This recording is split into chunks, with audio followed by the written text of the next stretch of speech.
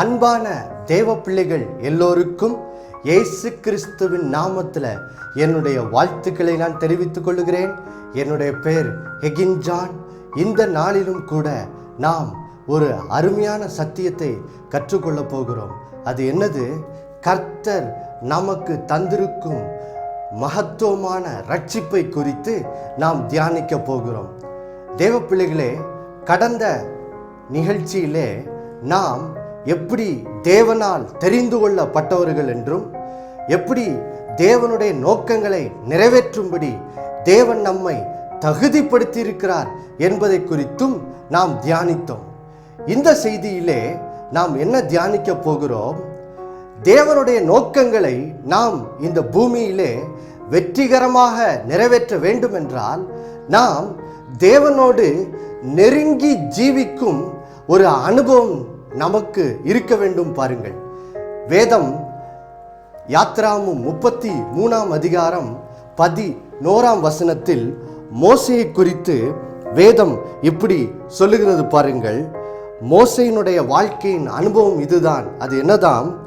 கர்த்தர் ஒரு சிநேகிதனோடு பேசுகிறது போல மோசேயோட முகமுகமாய் பேசினார் என்று சொல்லி வேதம் சொல்லுகிறது. பாருங்கள் தேவ பிள்ளைகளே, ஆம் பிரியமானவர்களே, இப்படிப்பட்ட வசனத்தை நாம் வேதத்திலே வாசிக்கும் போது நமக்கும் ஒரு ஆர்வம் வருகிறதல்லவா? நானும் மோசேயை போல வாழ வேண்டும், கர்த்தர் என்னோடும் கூட முகமுகமாய் பேசினால் எனக்கு நலமா இருக்குமே, எவ்வளவு சந்தோஷமா இருக்குமே என்ற ஒரு ஆர்வம் நமக்குள் வருமல்லவா? தேவ பிள்ளைகளே, இன்றைக்கு இயேசு கிறிஸ்துவினால் உண்டான ரட்சிப்பு அப்படிப்பட்ட வாழ்க்கையை தான் நமக்கு கொடுத்திருக்கிறது. பாருங்கள், இந்த குறித்து எபேசியர் 2 அதிகாரம் 1-7 வசனங்களிலே நாம் தியானிக்க போகிறோம். எப்படி இயேசு கிறிஸ்துவினால் உண்டான ரட்சிப்பு மோசே கர்த்தரோடு முகமுகமாய் பேசின ஒரு சிநேகிதனோடு பேசுகிறது போல கர்த்தர் மோசையோட முகமுகமாய் பேசினாரே, அப்படிப்பட்ட ஒரு அனுபவம் நிறைந்த வாழ்க்கைக்குள்ளே ரட்சிப்பு நம்மை வழிநடத்துகிறது என்பதை நாம் இந்த எபேசியர் 1 அதிகாரம் 7 வசனத்திலிருந்து நாம் கற்றுக்கொள்கிறோம். பாருங்கள், முதலாவது எபேசியர் 2 அதிகாரம் 1, 2, 3 வசனங்களிலே நாம் ரட்சிக்கப்படுவதற்கு முன்பே எப்படிப்பட்ட பரிதாபமான வாழ்க்கையாக நம்முடைய வாழ்க்கை இருந்தது என்பதை குறித்து வேதம் சொல்லுகிறது. பாருங்கள், ரட்சிக்கப்படுவதற்கு முன்னே நம்முடைய வாழ்க்கை என்னது? எபேசியர் 2 அதிகாரம் 1 வசனம் இப்படி சொல்லுகிறது. பாருங்கள், நாம் அக்கிரமங்களினாலும் பாவங்களினாலும் மரித்தவர்களா என்ன செய்தோம்? இருந்தோம். பாருங்கள் தேவ பிள்ளைகளே, ஆம் பிரியமானவர்களே, நாம் பாவத்தினால் மரித்து போயிருந்தோம். அப்படி என்றால் என்ன அர்த்தம்? பாவத்தின் நிமித்தமாய் மரித்து போயிருக்கிற நிலைமை அது எப்படிப்பட்ட வாழ்க்கை என்று சொல்லி எபேசியர் 2 அதிகாரம் 2, 3 வசனங்களிலே இப்படி சொல்லுகிறது. பாருங்கள், அது எப்படிப்பட்ட வாழ்க்கையாம்? அது இவ்வுலகத்தின் வழக்கத்திற்கேற்றபடி வாழுகிற ஒரு வாழ்க்கை. பாருங்கள், இந்த உலகம் எப்படி வாழுகிறது, இந்த உலகம் எப்படி வாழுகிறது என்று சொல்லி 3 வசனத்திலே சொல்லுகிறது. பாருங்கள், நாம் மாம்சமும் மனசும் விரும்பினபடி இச்சித்தபடியெல்லாம் நாம் இஷ்டம் போல வாழுகிற ஒரு பரிதாபமான வாழ்க்கையா என்ன செய்கிறது? இருக்கிறது. பாருங்கள் தேவ பிள்ளைகளே, இப்படிதான் நாம் பாவத்திலே மரித்தவர்களாக இருந்தபோது வாழ்ந்தோம். உலக வழக்கத்திற்கு ஏற்றபடி நம்முடைய மாம்சமும் மனசும் விரும்பினபடி இச்சித்தபடி இஷ்டம் போல நம் வாழ்க்கை என்ன செய்தது? இருந்தது. பாருங்கள், ஏன் இப்படி இருந்தோமா? அந்த எபேசியர் 2 அதிகாரம் 2 வசனத்தினுடைய பின்பகுதி சொல்லுகிறது, நாம் பிசாசுக்கு அடிமைகளா என்ன செய்தோம்? இருந்தோம். பாருங்கள் தேவ பிள்ளைகளே, அப்போ பிசாசுக்கு அடிமையா இருந்தபடினாலே நாம் பாவ இச்சைகளாலே நாம் ஈர்க்கப்பட்டு பாவ செயல்களை செய்கிறவர்களா என்ன செய்தோம்? இருந்தோம். பாருங்கள், அதனுடைய விளைவு எபேசியர் 2 அதிகாரம் 3 வசனத்தினுடைய கடைசி பகுதி இப்படி சொல்லுகிறது, நாம் கோபாக்கினின் பிள்ளைகளா இருந்தோமா? ஆம் பிரியமானவர்களே, நாம் பாவம் செய்தபடினால் தேவனுக்கு முன்னாடி நம்முடைய வாழ்க்கை எப்படி இருந்தது?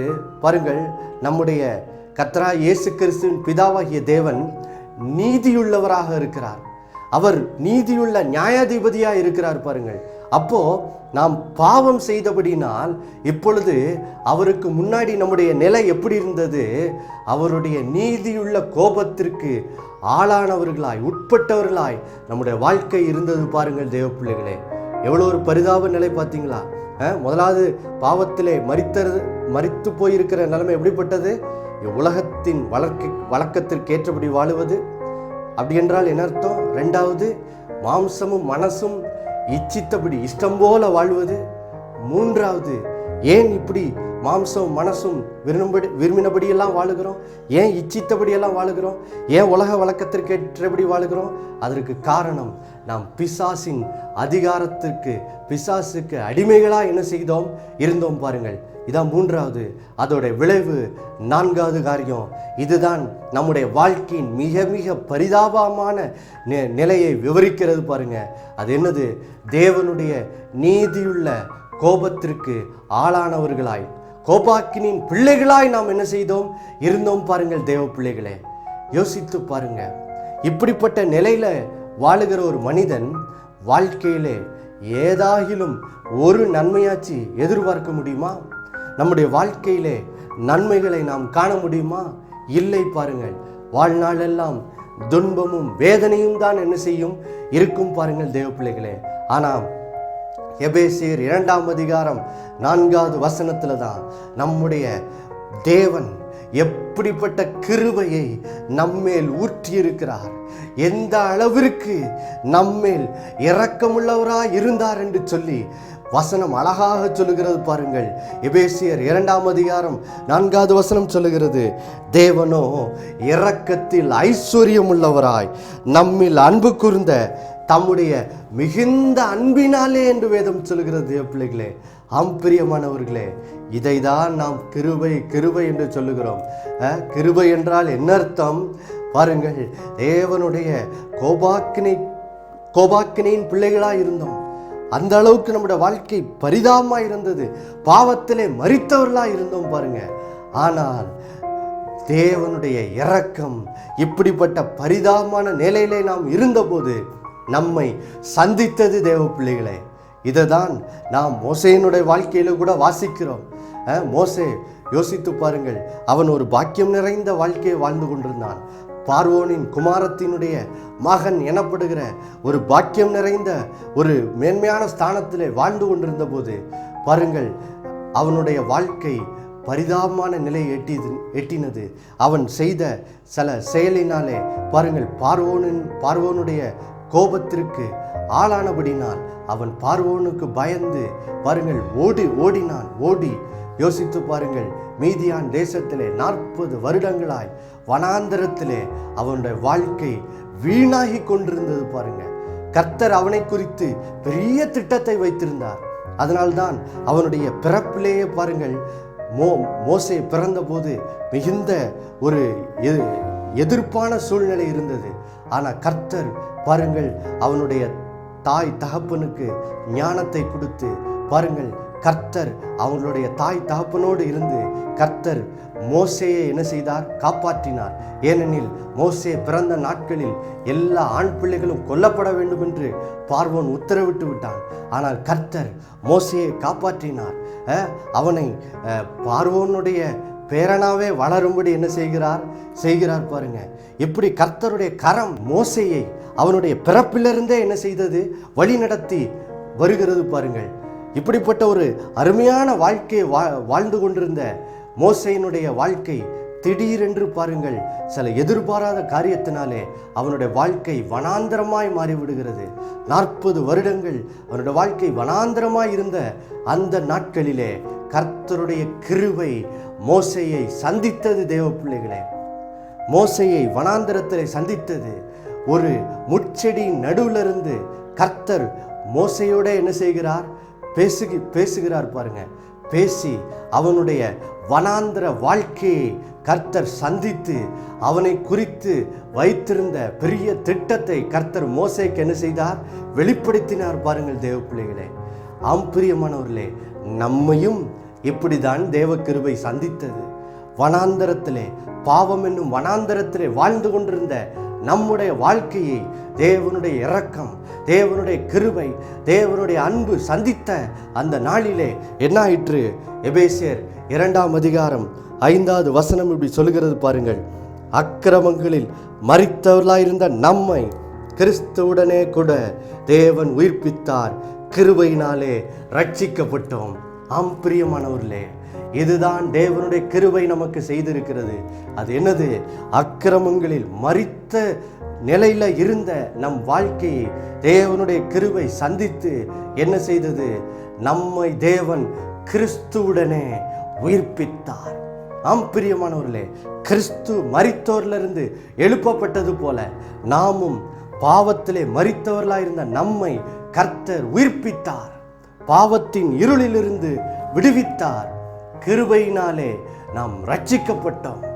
ஆம், கிறிஸ்துவனுடைய நித்திய ஜீவனை நாம் பெற்றுக்கொண்டோம். பாருங்கள், எவ்வளவு பெரிய ஒரு பாக்கியம் பார்த்தீங்களா? கிறிஸ்துவுக்குள் நாம் புது சிருஷ்டிகளாய் மாற்றப்பட்டோம். பழையவைகள் ஒளிந்து போயின, எல்லாம் என்ன செய்தது? புதிதாயின. ஒரு புது வாழ்க்கை நமக்கு பிறந்தது. பாருங்கள் தேவ பிள்ளைகளே, எப்படி மோசேக்கு ஒரு புது வாழ்க்கை பிறந்ததோ, தேவன் மோசேயை சந்தித்த அந்த நாளிலே எப்படி மோசேக்கு ஒரு புது வாழ்வு உண்டானதோ, ஒரு அர்த்தமற்ற வாழ்க்கையாய் இருந்த மோசேயினோட வாழ்க்கை இப்பொழுது ஒரு அர்த்தமுள்ள வாழ்க்கையாய் மாறினது. அவனை கொண்டு 430 வருடங்களாய் அடிமைத்தனப்பட்டிருந்த இஸ்ரேல் ஜனங்களை பார்வோனின் கையிலிருந்து, எகிப்தின் அடிமைத்தனத்திலிருந்து விடுவிக்கிற ஒரு பெரிய பாக்கியமுள்ள ஊழியத்தை கர்த்தர் மோசேக்கு என்ன செய்தார்? தருகிறதை நாம் பார்க்கிறோம். பாருங்கள் தேவ பிள்ளைகளே, ஆம் பிரியமானவர்களே, இன்றைக்கு நமக்கும் அப்படிப்பட்ட வாழ்க்கை தான் இயேசு கிறிஸ்துவின் மூலமாய் உண்டாயிருக்கிறது. பாருங்கள், பாவத்திலே மரித்து போய் கடந்த அந்த நிலை மாறி எப்பொழுது கிறிஸ்துவுடனே உயிர்ப்பிக்கப்பட்டு கிறிஸ்துவுக்குள் நாம் நித்திய ஜீவனை பெற்றவர்களாய், ஒரு புது வாழ்க்கையை பெற்றவர்களாய், ஒரு அர்த்தமுள்ள வாழ்க்கையை பெற்றவர்களாய் நம் வாழ்க்கை என்ன செய்யப்பட்டது? மாற்றப்பட்டது. தேவ பிள்ளைகளே, இதுதான் தேவன் நம்மேல் காட்டிய பரலோக கிருபை. இதுதான் அவருடைய இரக்கம், இதுதான் அவருடைய அன்பு. தேவ பிள்ளைகளே, இன்றைக்கு இந்த தொலைக்காட்சி நிகழ்ச்சியை நீங்கள் கூட வீட்டிலிருந்து பார்த்து கொண்டிருக்கலாம். நீங்கள் நினைக்கலாம், நான் எதற்காக இந்த உலகத்திலே வாழ வேண்டும்? நான் எதற்காக வாழுகிறேன்? என் வாழ்க்கை அர்த்தமற்றதாக இருக்கிறதே, என் வாழ்க்கை ஒன்றுக்கும் பிரயோஜனம் இல்லாததாக இருக்கிறதே. என் தகப்பன் என்னை பார்த்தால் திட்டுகிறார், என் தாய் என்னை பார்த்தால் திட்டுகிறாள், என் அக்கம் பக்கத்தினர் பார்த்தா என்னை கேவலமாய் நினைக்கிறார்களே, என் வாழ்க்கையிலே நன்மை இல்லையே என்று சொல்லி நீங்கள் ஒருவேளை உங்கள் மனதிலே நினைத்து கொண்டு இந்த நிகழ்ச்சியை நீங்கள் பார்த்து கொண்டிருக்கலாம். தேவ பிள்ளைகளே, இன்றைக்கு ஆண்டவராகிய கர்த்தர் உங்களை பார்த்து சொல்வது இதுதான்: மகனே, மகளே, நான் உன்மேல் இரக்கமாயிருக்கிறேன், உன்மேல் கிருபையாயிருக்கிறேன். உன் வாழ்க்கை குறித்து பெரிய திட்டங்களை வைத்திருக்கிறேன். மோசேயை குறித்து எப்படி நான் பெரிய திட்டங்களை வைத்திருந்தனோ அதே போல் உன் வாழ்க்கை குறித்தும் நான் பெரிய திட்டங்களை வைத்திருக்கிறேன் என்று சொல்லி கர்த்தர் உங்களை பார்த்து சொல்லுகிறார். தேவ பிள்ளைகளே, ஆதலால் இந்த நாளிலே கலங்காதீர்கள், இந்த நாளிலே பயப்படாதிருங்கள், திடன் கொள்ளுங்கள். ஏனெனில் கர்த்தர் உங்கள் மேல் அன்பாகவே இருக்கிறார். அதனால்தான் அவர் இயேசுவை கொண்டு உங்களை ரட்சித்திருக்கிறார். பாருங்க, இப்போ கர்த்தர் நம்மை ரட்சித்து, இந்த ரட்சிப்பு எப்படி நம்மை தேவனோடு நெருங்கி ஜீவிக்கும் வாழ்க்கைக்குள்ளே எப்படி நம்மை நடத்துகிறது பாருங்க. ஏன்னா அதுதான் இந்த செய்தியினுடைய முக்கிய நோக்கம். நாம் இந்த வசனங்களை தியானிப்பதற்கு அதுதான் முக்கிய நோக்கம். பாருங்க, நாமும் மோசேயை போல கர்த்தரோடு கூட ஒரு சிநேகிதன் பழகுவது போல கர்த்தரோடு நெருங்கி பழக வேண்டும். கர்த்தரோடு முகமுகமாய் பேசுகிற அனுபவம் நம் வாழ்க்கையிலும் மோசேயை போல என்ன செய்ய வேண்டும்? உண்டாக வேண்டும். பாருங்கள், அப்படிப்பட்ட வாழ்க்கைக்குள்ளே எப்படி இந்த ரட்சிப்பு நடத்துகிறதாம்? அதை தான் வேதம் எபேசியர் 2ஆம் அதிகாரம் 7வது வசனத்திலே ஆண்டவர் அருமையாய் சொல்லுகிறார். பாருங்கள், 5வது வசனத்திலே கிறிஸ்துவுடனே நம்மை உயிர்ப்பித்த தேவன் 7வது வசனத்தில் வெறும் நம்மை உயிர்ப்பித்தது மாத்திரம் அல்ல, அதுக்கு மேலாகவும் ஒரு காரியத்தை செய்திருக்கிறார். அது என்னது பாருங்கள். இயேசு மரித்தோரிலிருந்து உயிரோடு எழுந்தபோது அவர் பாருங்கள் மகிமையிலே பரலோகத்திற்கு எடுத்துக்கொள்ளப்பட்டு பிதாவின் வலது பார்சத்தில் ராஜாதி ராஜாவாய் கர்த்தாதி கர்த்தராய் அவர் அங்கே சிங்காசனத்திலே பிதாவின் வலது பார்சத்தில் என்ன செய்திருக்கிறார்? வீற்றிருக்கிறார். பாருங்கள், வானத்திலும் பூமியிலும் சகல அதிகாரமும் அவருக்கு என்ன செய்யப்பட்டிருக்கிறது? கொடுக்கப்பட்டிருக்கிறது. தேவ பிள்ளைகளே, இயேசு கிறிஸ்து மரித்தோரிலிருந்து உயிரோடு எழுப்பப்பட்டு அவர் பிதாவின் வலது பார்சத்திலே அவர் உட்கார வைக்கப்பட்டது போல வேதம் சொல்லுகிறது. பாருங்கள், இதுதான் ரொம்ப ரொம்ப முக்கியமான காரியம். பாருங்கள், எபேசியர் 2:7 சொல்லுகிறது, கிறிஸ்து இயேசுவுக்குள் தேவன் நம்மையும் அவரோடே கூட என்ன செய்தாரா? எழுப்பினார். ஆம் பிரியமானவர்களே, நம்மையும் கிறிஸ்துவோடு கூட எழுந்தருள செய்து பாருங்கள், நம்மையும் உன்னதங்களிலே அவரோடே கூட உட்கார செய்தாராம். அப்படி என்றால் என்ன அர்த்தம்?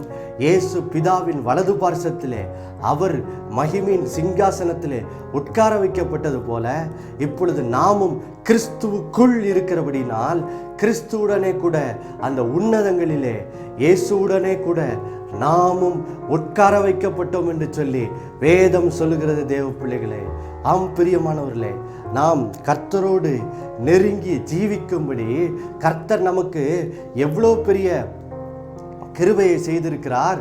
நாம் தேவனோடு நெருங்கி பழகும்படி இப்பொழுது கிறிஸ்து இயேசுவுக்குள் நம்மையும் அவர் எழுப்பி உன்னதங்களில் இயேசு வீற்றிருக்கிற அதே சிங்காசனத்திலே நம்மையும் அவரோடே கூட என்ன செய்திருக்கிறார்? உட்காரும்படி அனுகிரகம் செய்திருக்கிறார். கிறிஸ்துவோடு இப்பொழுது நெருங்கி ஜீவிப்பதற்கு அவருடைய பக்கத்திலே நம்ம என்ன செய்து விட்டார்? உட்கார வைத்து விட்டார். பாருங்க, இதன் மூலம் நாம் எப்படி கர்த்தர் மோசையோட கூட ஒரு சிநேகிதனை போல முகமுகமாய் பேசினாரோ அதுபோல நாமும் கர்த்தரோடு நெருங்கி ஜீவிப்பதற்கான வழி உண்டாகிவிட்டது. தேவ பிள்ளைங்களே, எவ்வளோ பெரிய பாக்கியம் பார்த்தீங்களா? யோசித்து பாருங்க. சிலர்லாம் மனதில் இப்படி யோசிக்கலாம், நான் இயேசு 2000 வருடங்களுக்கு முன்னாடி இந்த பூமிக்கு வந்தபோது நானும் யோவானோடு கூட பேதுருவோடு கூட இருந்திருந்தா எவ்வளோ நல்லா இருந்திருக்கும். நானும் இயேசுவின் பக்கமாக இருந்து இயேசுவின் வார்த்தையை கேட்டிருப்பேனே என்று சொல்லி பாருங்க நம்ம நினைக்கலாம். தேவ பிள்ளைகளே, அந்த பாக்கியம் வெறும் பேதுருவுக்கும் யோவானுக்கும் மட்டும் கிடைக்கல.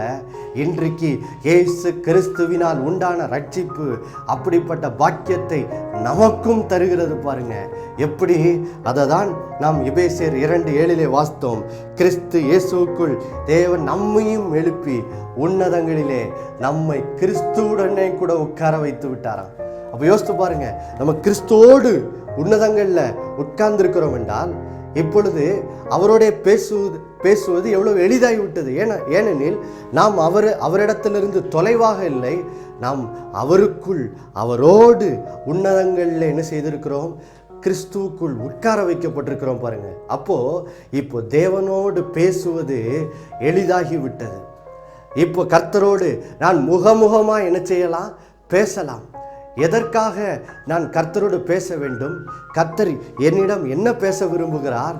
அதை தான் எபேசியர் 2:6 வசனத்தில் வாசிக்கிறோம். பாருங்கள், கிறிஸ்து இயேசுவுக்குள் அவர் நம்மிடத்தில் வைத்த தயவினாலே தம்முடைய கிருபையின் மகா மேன்மையான ஐஸ்வர்யத்தை வருங்காலங்களில் நமக்கு விளங்க செய்வதற்காக என்று சொல்லி வேதம் சொல்லுகிறது. பாருங்கள் தேவ பிள்ளைகளே, ஆம் பிரியமானவர்களே, ஆண்டவர் எதற்காக நம்மை அவரோட கூட உட்கார வைத்திருக்கிறாராம்?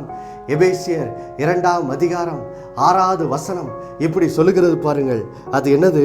கிறிஸ்து இயேசுவுக்குள் தேவன் நம்மிடத்தில் காண்பித்த அந்த தயவு, அந்த கிருபை, அது எவ்வளவு மேன்மையாக இருக்கிறது. ஏன் இவ்வளோ பெரிய கிருபையை காண்பிக்க வேண்டும்? ஏன் இந்த கிருபை நம்மேல் ஊற்றப்பட்டிருக்கிறது? அதனுடைய நோக்கம் என்ன என்ற அந்த ரகசியத்தை எல்லாம் தேவன் நம்மோடு என்ன செய்கிறார்? பேச விரும்புகிறார். தேவ பிள்ளைகளே, ஆம் பிரியமானவர்களே, கர்த்தர் இந்த காரியங்களை நம்மோடு கூட என்ன செய்ய விரும்புகிறார்? பேச விரும்புகிறார். பாருங்க, இன்றைக்கு அநேகர் பாருங்கள், பெரிய பெரிய ஊழியக்காரர்கள் சாட்சி சொல்வதை நீங்கள் கேட்டிருப்பீர்கள். நான் கர்த்தரோடு பேசினேன், கர்த்தர் என்னோடு நெருக்கமாய் பேசுகிறார். உடனே நம்முடைய உள்ளத்தில் வருகிறது, நான் அப்படி கர்த்தரோடு பேச முடியவில்லையே என்று சொல்லி இன்றைக்கு அநேகர் என்ன செய்கிறார்கள், ஏங்குகிறார் பாருங்க. ஆனால் தேவ பிள்ளைகளே, நல்ல செய்தி என்ன தெரியுமா? இந்த எபேசியர் 2ஆம் அதிகாரம் 5, 6, 7 வசனங்களிலே கர்த்தர் அவர் அருளியிருக்கிற ரட்சிப்பை குறித்த அந்த வெளிப்பாட்டின் மூலமாய் அவர் நமக்கு சொல்லுகிறார்.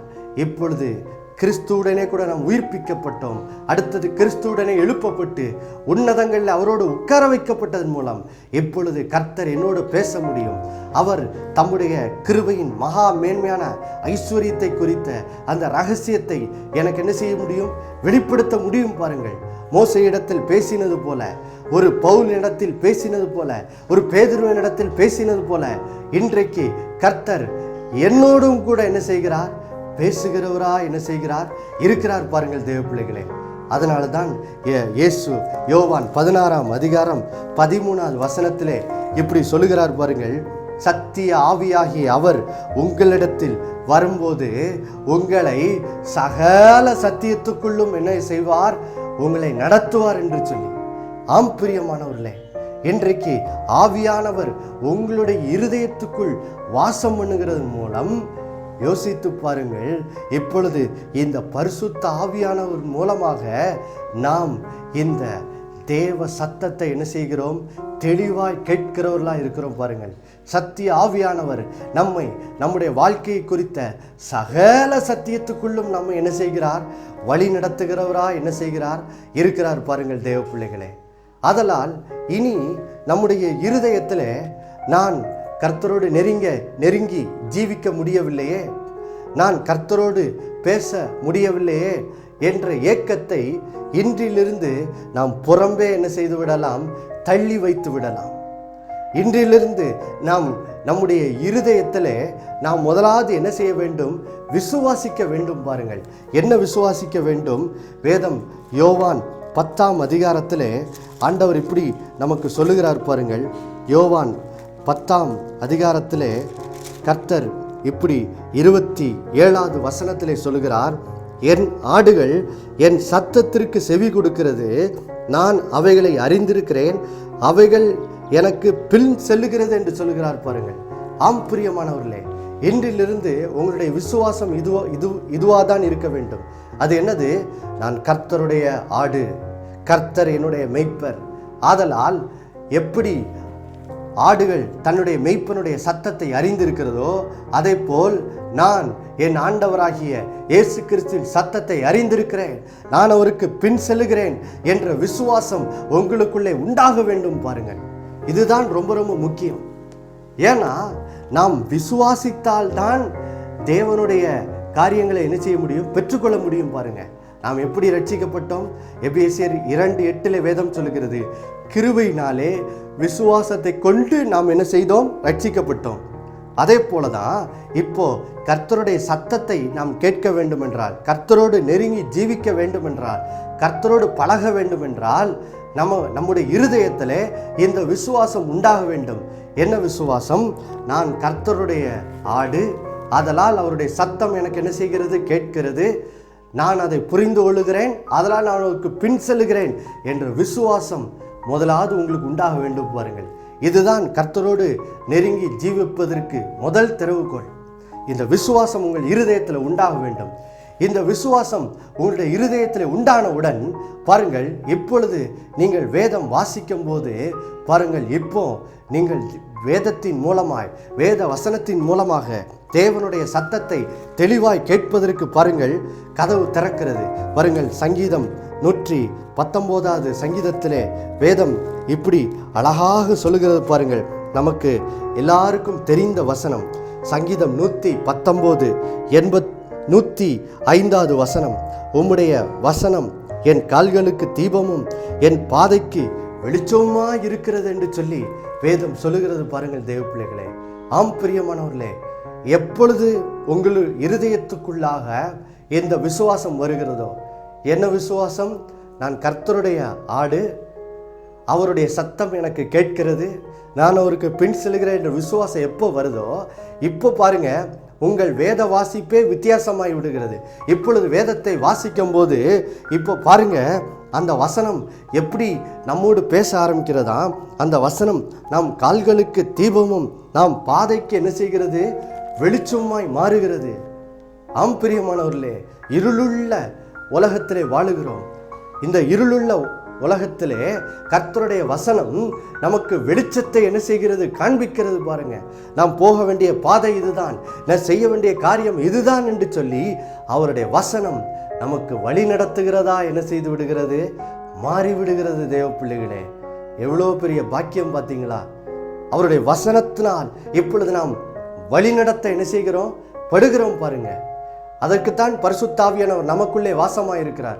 இந்த ஆவியானவர் அந்த வசனத்தை எடுத்து இப்பொழுது நமக்கு என்ன செய்கிறார், வெளிச்சத்தை காட்டுகிறார். பாருங்கள், அந்த வசனத்தின் வெளிச்சம் நமக்குள் வந்தவுடன் பாருங்கள் நம்முடைய இருதயத்திலே ஒரு பெரிய சந்தோஷம் வருகிறது என்று சொல்லி நாம் எரேமியா 15:16 என்ன செய்கிறோம், வாசிக்கிறோம். பாருங்கள் தேவ பிள்ளைகளே, ஆதலால் தேவ பிள்ளைகளே, இந்த நாளிலே உங்கள் இருதயத்தில் இருக்கிற ஆதங்கம், அந்த தவிப்பு போகட்டும்.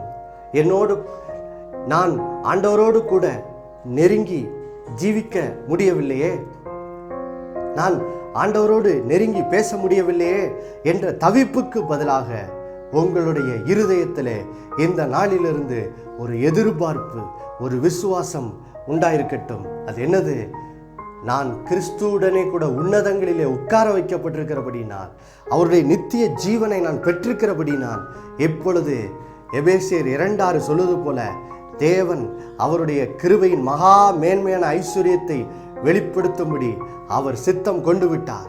இப்பொழுது ரட்சிப்பின் மூலமாய், இப்பொழுது நான் கிறிஸ்துவுடனே உட்கார வைக்கப்பட்டதன் மூலமாய் இப்பொழுது கர்த்தரோடு நான் என்ன செய்ய முடியும், நெருங்கி ஜீவிக்க முடியும்.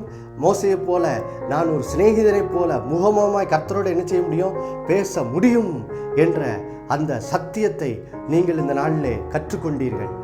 இந்த சத்தியத்தை கற்றுக்கொண்டதனுடைய விளைவு, பலன் நம்முடைய வாழ்க்கையிலே எப்படி அது பயன்படுகிறது, அதை தான் யோவான் 10:27 வாசித்தோம்.